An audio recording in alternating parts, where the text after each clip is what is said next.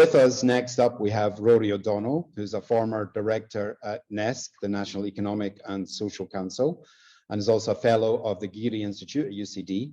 Rory's conducted many policy investigations on housing and land management in Ireland, and he's joining us today. Welcome, Rory. So could you just reflect on the case set out in the policy and finance handbooks for the infrastructure needed for community-led housing?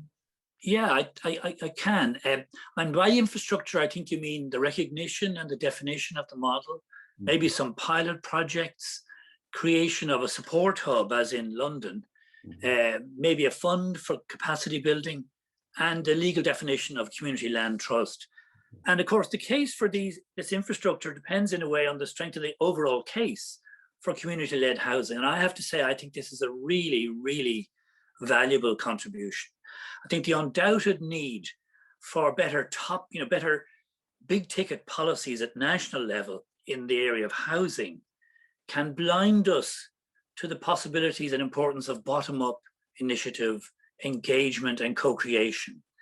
And I think in that sense, the studies and the books address all the big ticket items in Irish housing policy and some other issues I'll mention, but in a really new way. I mean, on affordability, they're absolutely clear all the way through that we must think about permanent affordability, baked in or engineered in, not if you like, chased afterwards.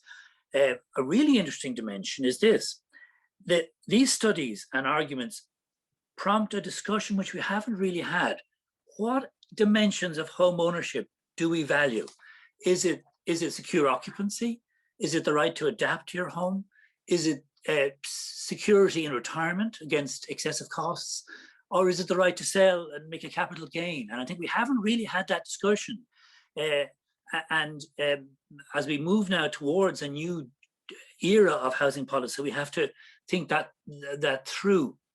But as Rosie said, the studies also touch on really important, somewhat less prominent issues like social integration and the building of community.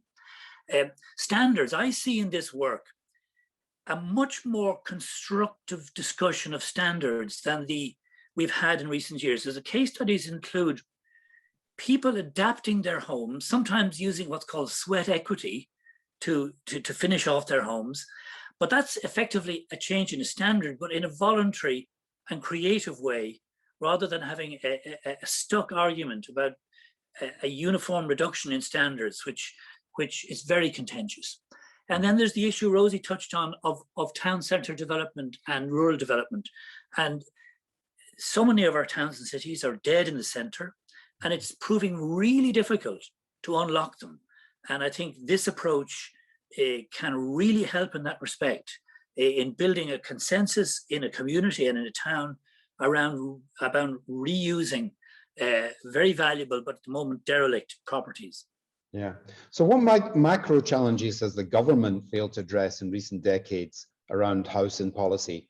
And could you reflect on some of the solutions or responses that are articulated in the research? Yeah, I mean, obviously it's a huge question, Davy, because I would see it in two terms. In the decade 2000, 2010,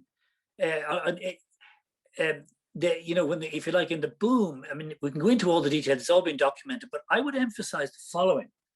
There were certain things uncertain about the fiscal rules, about the banking, and when would the bubble burst, etc. But what was perhaps more important is that the fundamental political economy issues were unresolved. We couldn't decide, how are we going to achieve affordable housing? How are we going to pay for it? How are we going to manage land? What's the size of the state and what kind of taxation do we need?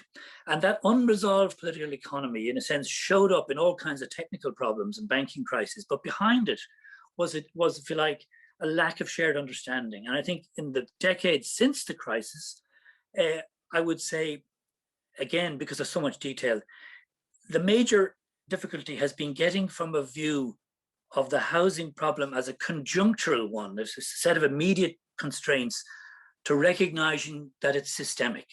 And I think we're now getting to the point where we see that it's systemic. It's not just that this or that factor, the cost of credit or the cost of land or land assembly or infrastructure, it's systemic.